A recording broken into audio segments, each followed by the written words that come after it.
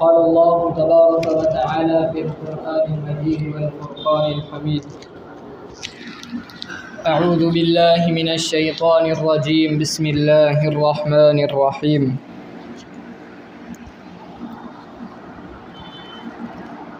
ولا تكونوا كالذين تفرقوا واختلفوا من بعد ما جاءهم البينات وأولئك لهم عذاب عظيم. صدق اللہ العظیم.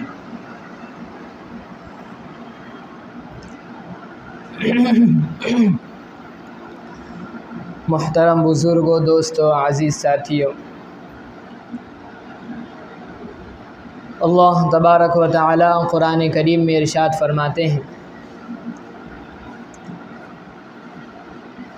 کہ لوگوں، جس طرح تم سے پچھلے لوگوں نے آپس میں اختلاف کیا، وَلَا تَكُونُوا كَالَّذِينَ تَفَرَّقُوا وَاخْتَلَفُوا مِن بَعْدِ مَا جَاءَهُمُ الْبَيِّنَاتُ، جس طرح انہوں نے آپس میں اختلاف کیا اور اختلاف کر کے وہ آپس میں بٹ گئے، اتحاد اور اتفاق کے ساتھ اپنے دین پر قائم نہ رہے، لہٰذا تم بھی ان کے جیسا نہ کرنا اور نیکی کا حکم کرتے رہنا اور برائی سے روکتے رہنا اور اس کام کو کبھی بھی مت چھوڑنا۔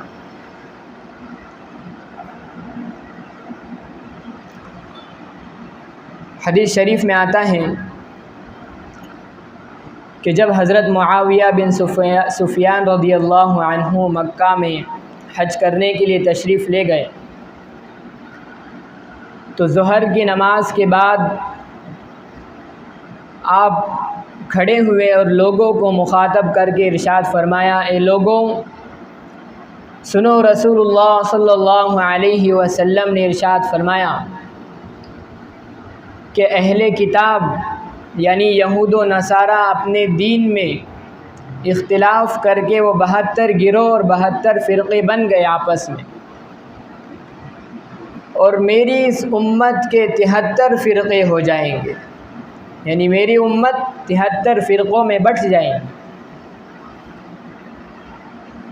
اور پھر آگے حضور اکرم صلی اللہ علیہ وسلم نے ارشاد فرمایا کہ میری امت خواہشات نفسانی اور خوش فہمی میں مبتلا ہو جائیں گی، اور خواہشات نفسانی کا اثر ان کے جسم میں اور جسم کے ایک ایک عضو میں اس طرح داخل ہو جائے گا، اس طرح سرایت کر جائے گا جیسا کہ کتے کے کاٹنے کا اثر انسان کے بدن میں اور انسان کے ایک ایک جوڑ میں پہنچ جاتا ہے۔ اس طرح خواہشات نفسانی کی بیماری میں میری امت یہ مبتلا ہو جائے۔ آج ہم دیکھیں کہ کس طرح ہم اپنے نفس کے غلام بنے ہوئے ہیں۔ ہر ایک عبد النفس نظر آتا ہے کہ نفس کا غلام، نفس کا بندہ، حالانکہ انسان کو کیا ہونا چاہیے؟ عبداللہ ہونا چاہیے کہ یہ تو اللہ کا بندہ ہے۔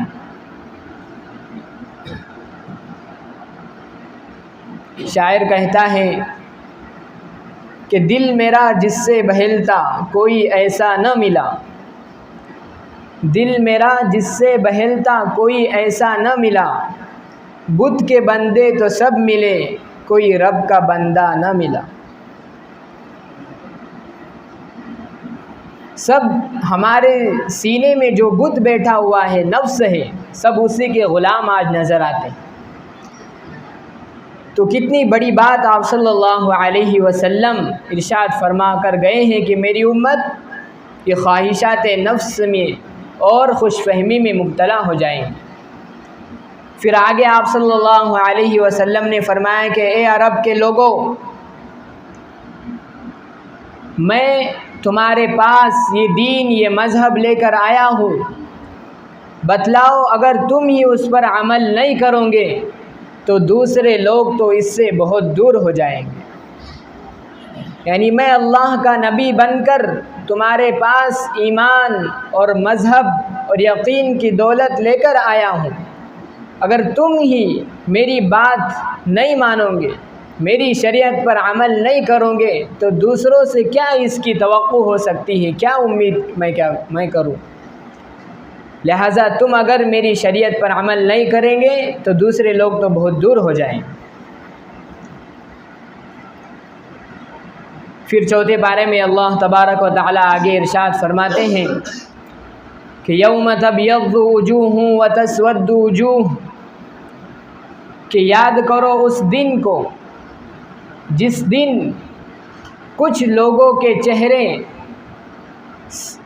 روشن اور چمکدار، چمکتے اور دمکتے نظر آئیں، اور کچھ لوگوں کے چہرے بالکل کالے اور سیاہ ہوں گے، کالے کلوٹے ہوں گے، اور جن کے چہرے چاند کی طرح روشن ہوں گے، چمک رہے ہوں گے، وہ کون لوگ ہوں گے؟ فرمایا کہ یہ اہل ایمان ہوں گے، یہ وہ لوگ ہوں گے جنہوں نے دنیا میں رہتے ہوئے اللہ تبارک و تعالیٰ کی فرما برداری کی ہوں گی اور اللہ کی اطاعت کی ہوں گی،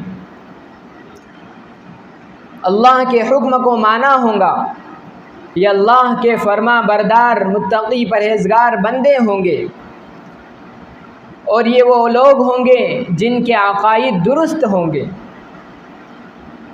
اور مفسرین فرماتے ہیں کہ یہ جماعت جن کے چہرے قیامت کے دن چمک رہے ہوں گے، یہ جماعت اہل سنت والجماعت والے ہوں گے۔ اور پھر وہ لوگ جن کے چہرے کالے ہوں گے، سیاہ ہوں گے، یہ کون لوگ ہوں گے؟ فرمایا کہ یہ لوگ اہل کفر ہوں گے، یہ وہ لوگ ہوں گے جنہوں نے دنیا میں رہتے ہوئے اللہ کی نافرمانی کی ہوں گی، بدعتیں گھڑی ہوں گی، رسومات کو انجام دیا ہوگا، ایسے لوگوں کے چہرے کل قیامت کے روز سیاہ ہو جائیں گے۔ فَأَمَّا الَّذِينَ اسْوَدَّتْ وُجُوهُهُمْ أَكَفَرْتُمْ بَعْدَ إِيمَانِكُمْ، ان لوگوں سے کہا جائے گا کہ بتلاؤ کیوں ایمان کے بعد، مسلمان ہونے کے بعد بھی تم نے نافرمانی کیوں کی؟ منافقوں سے کہا جائے گا کفرتم بعد ایمانکم، ایمان لانے کے بعد بھی تم نے اپنا ایمان چند سکوں میں کیوں بیچ دیا، کیوں منافقت اختیار کر لی؟ مشرکوں سے کہا جائے گا کفرتم بعد ایمانکم، کہ تم نے تو عالم ازل میں یہ وعدہ کیا تھا ہم سے کہ ہم تجھ کو اپنا رب مانتے ہیں، مگر اب کیوں دنیا میں آنے کے بعد تم نے مجھے بھلا بیٹھے؟ مرتدوں سے کہا جائے گا کہ جنہوں نے اپنے دین اور اسلام کو چھوڑ دیا ہوگا، اکفرتم بعد ایمانکم، کہ ایمان لانے کے بعد کیوں دوسرا مذہب تم نے اختیار کر لیا؟ فذوقوا العذاب بما کنتم تکفرون، لو اب اس کا عذاب چکھو، دنیا میں جو تم نے کیا تھا اس کا مزہ اب چکھ لو، فذوقوا العذاب۔ عزیز دوستو، ایمان لانے کے بعد کفر اختیار کرنا یہ انتہائی سنگین اور بڑا خطرناک جرم ہے۔ ہر ایک مسلمان کی ذمہ داری ہوتی ہے کہ وہ اپنے ایمان کی فکر کرے۔ آج ہم کو اپنے ایمان کی کوئی فکر نہیں، ایمان کو بچانے کی، ایمان کو محفوظ کرنے کی کوئی فکر نہیں، جبکہ دوسری طرف ہمارے نبی جو کوئی امام الانبیاء ہیں، سید البشر ہیں، افضل الخلائق ہیں، وہ دعا کر رہے ہیں کہ اللہ مجھے سچا ایمان نصیب فرما۔ اللہم انی اسألک ایمانا صادقا ویقینا لیس بعدہ کفر، کہ اللہ میں سچے ایمان کا تجھ سے سوال کرتا ہوں اور ایسے یقین کا تجھ سے سوال کرتا ہوں کہ جس کے بعد کوئی نافرمانی نہ ہو، کفر اور ارتداد نہ ہو۔ ایک نبی اللہ سے ایمان کی، اپنے دین کی حفاظت کی دعا کر رہا ہے، تو آج ہم کو اور آپ کو اپنے ایمان کی حفاظت کی کتنی دعا کرنی چاہیے۔ اور آپ صلی اللہ علیہ وسلم نے پہلے ہی سے پیشن گوئی اس بات کی دے دی تھی کہ آخر زمانے میں لوگوں کو ایمان پر رہنا بڑا مشکل ہوگا۔ آج ہم وہ صورتحال دیکھ رہے ہیں اپنی آنکھوں سے کہ کس طرح مسلمانوں کو آج اپنے دین پر قائم رہنا، ایمان پر قائم رہنا کتنا مشکل ہو چکا ہے۔ اور حدیث شریف میں آیا ہے کہ آخر زمانے میں ایمان والوں کو اپنے دین پر قائم رہنا ایسا مشکل ہوگا جیسا کہ اپنے ہاتھ میں انگار کو لینا، آگ پکڑنا۔ آج یہ لوگ جٹ کے جٹ اسلام میں داخل ہو رہے ہیں، لیکن ایسا زمانہ آئے گا کہ جٹ کے جٹ یہ اسلام سے خارج ہو رہے ہوں گے، اپنے ایمان کا سودا کر رہے ہوں گے۔ آج یہ سارے کے سارے مومن اور مسلمان ہیں، لیکن ایک ایسا زمانہ آئے گا، آپ صلی اللہ علیہ وسلم نے فرمایا کہ لوگ صبح کو مسلمان ہوں گے اور شام ہوتے ہوتے لوگ کافر ہو جائیں گے۔ لوگ شام کو مسلمان ہو چکے ہوں گے، لیکن صبح ہوتے ہوتے وہ اپنے دین کا، ایمان کا سودا کر چکے ہوں گے اور مرتد ہو چکے ہوں گے۔ اور ایسا زمانہ آئے گا کہ آخر میں لوگ یہ مسلمان مورتیوں کی پوجا شروع کر دیں گے۔ اللہ ہم سب کی حفاظت فرمائے۔ ہمارے اسلاف نے اس صورتحال سے ہم کو پہلے ہی باخبر کر دیا تھا۔ چنانچہ مفکر اسلام حضرت مولانا ابو الحسن علی میاں ندوی رحمۃ اللہ علیہ فرماتے ہیں کہ ہندوستان کے مسلمانوں کے لیے اور بر صغیر کے مسلمانوں کے لیے جو سب سے بڑا مسئلہ ہے وہ ارتداد کا مسئلہ ہے۔ اور آپ نے فرما دیا تھا کہ میری یہ گنہگار آنکھیں دیکھ رہی ہیں وہ منظر کہ لوگ اپنے دین سے سودا کر چکے ہوں گے، اپنے ایمان کو بیچ چکے ہوں گے، اور صرف نام کے مسلمان یہ باقی رہیں گے۔ اور مرتد ہونے کا مطلب یہ نہیں کہ کوئی انسان اپنے دین کو بالکل چھوڑ دے، دوسرے کے مذہب میں چلا جائے اور ان کے سارے طریقوں کو اختیار کر لے، نہیں، بلکہ عجیب بات آپ نے ارشاد فرمایا کہ ایک انسان، ایک مسلمان اپنے دین پر قائم رہتے ہوئے بھی مرتد ہو سکتا ہے، وہ نماز روزے کے ساتھ بھی مرتد ہو سکتا ہے، وہ قرآن کے پڑھنے پڑھانے کے ساتھ بھی مرتد ہو سکتا ہے، وہ حدیث کے پڑھنے پڑھانے کے ساتھ بھی مرتد ہو سکتا ہے۔ کب؟ اس وقت جب کہ یہ اللہ کو نہ مان رہا ہو، اللہ کے حکم کو نہ مان رہا ہو، قرآن کا مذاق اڑا رہا ہو، نبی صلی اللہ علیہ وسلم کی سنتوں کو حقارت کے نظر سے دیکھ رہا ہو، اس وقت ایک ایمان والا بھی مرتد ہو سکتا ہے۔ یہ اس وقت مرتد ہو سکتا ہے جب کہ یہ نبی صلی اللہ علیہ وسلم کو آخری نبی نہ مان رہا ہو۔ آج قادیانی اس کی مثال ہے، آج یہ شکیل بن حنیف کے لوگ اس کی مثال ہیں کہ یہ سب نماز روزے کر رہے ہیں اور قرآن پڑھ رہے ہیں، پڑھا رہے ہیں، ہر چیز پر عمل کر رہے ہیں، اپنے آپ کو مسلمان کہہ رہے ہیں، لیکن ایسے لوگ اسلام میں داخل نہیں، اسلام سے خارج ہیں، وہ مسلمان نہیں ہیں۔ حضرت عبداللہ بن عمرو بن عاص رضی اللہ عنہ فرماتے ہیں کہ ایسا زمانہ آئے گا کہ جس میں لوگ حج کر رہے ہوں گے نماز روزے کر رہے ہوں گے، زکاتیں اور اپنا مال اللہ کے راستے میں خرچ کر رہے ہوں گے، لیکن وہ مسلمان نہیں ہوں گے۔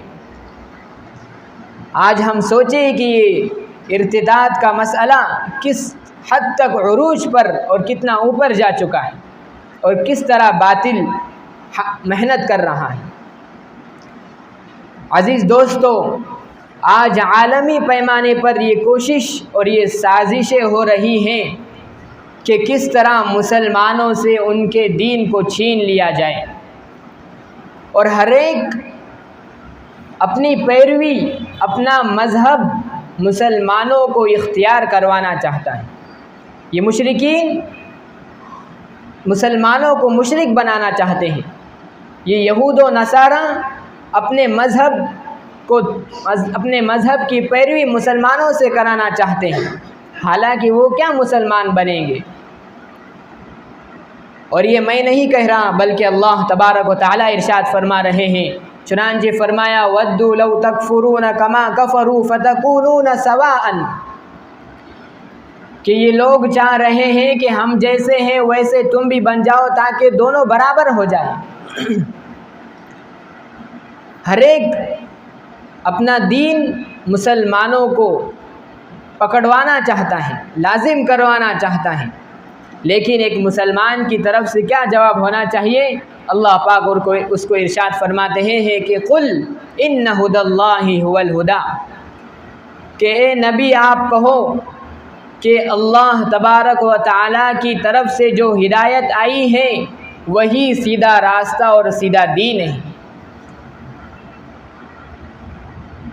اس یہودیت میں اور اس نصرانیت میں اور ان مشرکوں کے دینوں میں کوئی اللہ تبارک و تعالیٰ کی طرف سے ہدایت موجود نہیں۔ اللہ نے ہدایت قرآن میں نازل کی ہے، اور دین اسلام کو اللہ تبارک و تعالیٰ نے ہدایت کا راستہ اور نمونہ بنایا ہے۔ آج ہم دیکھ رہے ہیں کہ کس طرح ارتداد کا مسئلہ عروج پر پہنچ چکا ہے، کہ دن بدن ہمارے لڑکے لڑکیاں ارتداد کی دکانیں کھلی ہوئی ہیں اور وہاں جا کر اپنے ایمان کا سودا کر چکے ہوتے ہیں۔ اس کی چند وجہ ہیں، چند اسباب ہیں جس کی وجہ سے یہ ارتداد وجود میں آ رہا ہے۔ فرماتے ہیں علماء کرام کہ پہلی وجہ مفلسی، غریبی، ناداری ہے، تنگ دستی ہے، کہ محنت کرنے والے دیکھ رہے ہیں کہ جہاں پر غریب مسلمان بستے ہیں وہاں جا کر محنت ہو رہی ہے، ان کو کھانا دیا جا رہا ہے، پانی پینے دیا جا رہا ہے، پیسے دیے جا رہے ہیں، لیکن ایک شرط پر۔ وہ شرط کیا ہے؟ کہ تمہیں اپنا دین چھوڑنا ہوگا۔ اور بیچارے غریبی کی وجہ سے اپنے دین کو چھوڑنے پر وہ مجبور ہو رہے ہیں۔ اس کا علاج کیا ہو سکتا ہے؟ جبکہ آپ صلی اللہ علیہ وسلم دعا کر رہے ہیں کہ اللہم انی اعوذ بک من الکفر والفقر، کفر سے، نافرمانی سے، ارتداد سے اور فقر سے، تنگ دستی سے، غریبی اور مفلسی سے اللہ میں تیری پناہ مانگتا ہوں۔ لیکن آج یہی وہ وجہ ہے اور سبب ہے جس کی وجہ سے ارتداد کو طاقت مل رہی ہے، قوت مل رہی ہے۔ اور اس کا علاج یہ ہے کہ ایسی جگہوں پر جا کر معائنہ کیا جائے، ان کے مسائل کو حل کیا جائے کہ کوئی غریب ہے، ہمارے پاس زکوٰۃ کا سسٹم بہت ہی مضبوط سسٹم ہے، اگر سارے مسلمان اس سسٹم کو اور اپنے زکوٰۃ کے مال کو، پیسوں کو ان ایسے علاقوں میں جہاں غریبی ہے، مفلسی ہے، وہاں پر خرچ کریں تو یہ ایک زبردست تماچا ہے ان لوگوں پر جو باطل کی محنت کر رہے ہیں اور مسلمانوں کے دین کو چھیننے کی کوشش کر رہے ہیں۔ لہٰذا ایسے علاقوں میں محنت کرنی چاہیے، کچھ لوگ کھڑے ہو جائیں تاکہ وہ ایک سسٹم بنائے، مضبوط نظام بنائے اور اپنے مال کو اللہ کے راستے میں جو خرچ کرتے ہیں ایسے لوگوں پر اس کو لگائیں۔ تو ایک وجہ یہ ہے مفلسی کی وجہ سے لوگ مرتد ہو رہے ہیں۔ دوسری وجہ کہ ہمارے بچے اور بچیاں، لڑکے لڑکیاں اسکولز اور کالجوں میں پڑھتی ہیں، اور پھر آگے کی جو تعلیم ہوتی ہے، جنسیات کی جو تعلیم ہوتی ہے، یہ ایک دوسرے میں پیٹرول میں آگ لگانے کا کام کرتی ہے کہ وہاں پر ماحول صحیح نہیں ہوتا کہ دونوں کے دونوں اپنے دین کو محفوظ رکھ سکتے، تو دونوں میں تعلقات پیدا ہو جاتے ہیں، اور پھر نہ ایک مسلمان یہ دیکھتا ہے کہ سامنے والا کیا ہے، تو دونوں ہی اپنے دین کو چھوڑنے پر مجبور ہو جاتے ہیں۔ انہیں کوئی فکر نہیں رہتی کہ ہم کس مذہب سے تعلق رکھتے ہیں۔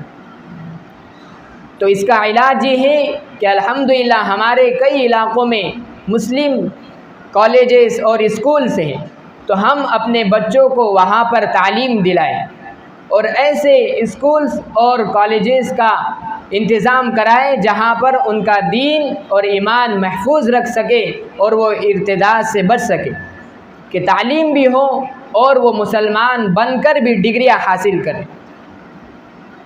اور کئی کالج اور اسکولز ہیں ماشاءاللہ۔ تو دوسری وجہ یہ ہے کہ مخلوط تعلیم ہو رہی ہے، لڑکے لڑکیاں ساتھ میں پڑھتے ہیں، تعلقات قائم ہو جاتے ہیں، اور ہر ایک اپنے دین کو چھوڑنے کے لیے پیار میں، عشق میں تیار ہو جاتا ہے۔ اور تیسری وجہ بے پردگی، بے حیائی، کہ آج ہمارے معاشرے میں بے پردگی کا، پردے کا جنازہ اٹھ چکا ہے، بے پردگی عام ہو چکی ہے۔ نہ نوجوانوں میں اپنے نظروں کو پاک کرنے کا کوئی جذبہ ہے، نہ ہمارے ماؤں بہنوں میں اس کا کوئی رواج اور کوئی جذبہ ہے۔ آج اتنی بے حیائی اور بے پردگی عروج پر پہنچ چکی ہے کہ پردہ نہیں ہوتا اور راستوں میں آنا جانا ہوتا ہے، اور پھر تعلقات قائم ہو جاتے ہیں، نظریں مل جاتی ہیں، اور پھر آگے کی باتیں تو الامان والحفیظ، کہ سننے میں آتا ہے کارگزاریوں میں کہ وہ تعلقات اس حد تک بڑھ جاتے ہیں کہ لڑکی کی تو ابھی شادی بھی نہیں ہوتی اور لڑکی پریگننسی کے دور سے گزر رہی ہوتی ہے۔ کون ذمہ دار ہے؟ جبکہ حدیث شریف میں آیا کہ ایک ماں باپ کے حقوق اولاد پر یہ ہے کہ اس کا اچھا نام رکھیں اور اس کو اچھی تعلیم اور تربیت دلائیں، اور جب وہ اپنی عمر تک پہنچ جائے، شادی کی عمر تک پہنچ جائے، تو اس کا صحیح گھرانے میں دیکھ کر اس کا نکاح کر لیا جائے۔ آج کئی عمریں تباہ ہو رہی ہیں، لڑکے لڑکیاں ان کی عمریں گزر چکی ہیں، لیکن ماں باپ کو اس پر کوئی دھیان، کوئی توجہ نہیں۔ تو ماں باپ کو جب اس کی فکر نہیں کریں گے تو یہ اولاد خود اپنی فکر کر لیں گے۔ ہمارے نوجوان بچے بچیاں غیروں کے ساتھ تعلقات قائم کر رہی ہیں، اور آپ صلی اللہ علیہ وسلم نے ارشاد فرمایا کہ ماں باپ یہ بات کو سن لیں کہ اگر اولاد صحیح ڈھنگ سے اپنی زندگی نہ گزارے اور جوان ہونے کے بعد وہ کسی گناہ کا شکار ہو جائے، تو اس گناہ کا وبال کل قیامت کے روز ان کے ماں باپ پر ڈالا جائے گا، اور پھر کل قیامت کے روز ایسے ماں باپ کی جو اپنی اولاد کی طرف سے غافل تھی ان کی خیر نہیں رہی۔ تو ضرورت اس بات کی ہے کہ ہم اپنے ماؤں بہنوں میں پردے کا ماحول پیدا کریں، انہیں پردہ سکھائیں، جبکہ قرآن کریم میں دونوں کے لیے اللہ پاک نے ارشاد فرمایا کہ مومن اپنی نظروں کو نیچے رکھے اور مومن عورتیں بھی اپنی نظروں کو نیچے رکھیں۔ تو ایک بے حیائی یہ بہت بڑا سبب ہے بے پردگی، کہ جس سے ارتداد کو طاقت مل رہی ہے۔ عزیز دوستو، یہ اپنے دین کو چھوڑنا اور اپنے ایمان سے، یقین سے دستبردار ہو جانا اتنا کوئی معمولی کام نہیں ہے۔ اس کا انجام، اس کا رزلٹ بہت ہی خطرناک ہو سکتا ہے۔ سنیے، رسول اللہ صلی اللہ علیہ وسلم کے زمانے میں ایک عیسائی شخص تھا اور وہ مسلمان بن گیا اور آپ کے قریبی ہو گیا، لیکن پھر ایسا وقت آیا کہ اس نے دوبارہ سے عیسائیت اختیار کر لی، پھر تھوڑے دنوں سے کفر اختیار کر لیا، مورتیوں کی پوجا شروع کر دی۔ تو اس کے ساتھ کیا ہوا؟ فرماتے ہیں کہ جب بھی اس شخص کو زمین میں دفناتے تھے تو یہ زمین دوبارہ اس کو باہر پھینک دیتی تھی اور اس کو زمین نے قبول نہیں کیا۔ تو آج یہ ہمارا معاشرہ، ہمارا سماج اپنے دین کو چھوڑنے کے لیے تیار ہے، عشق کے نام پر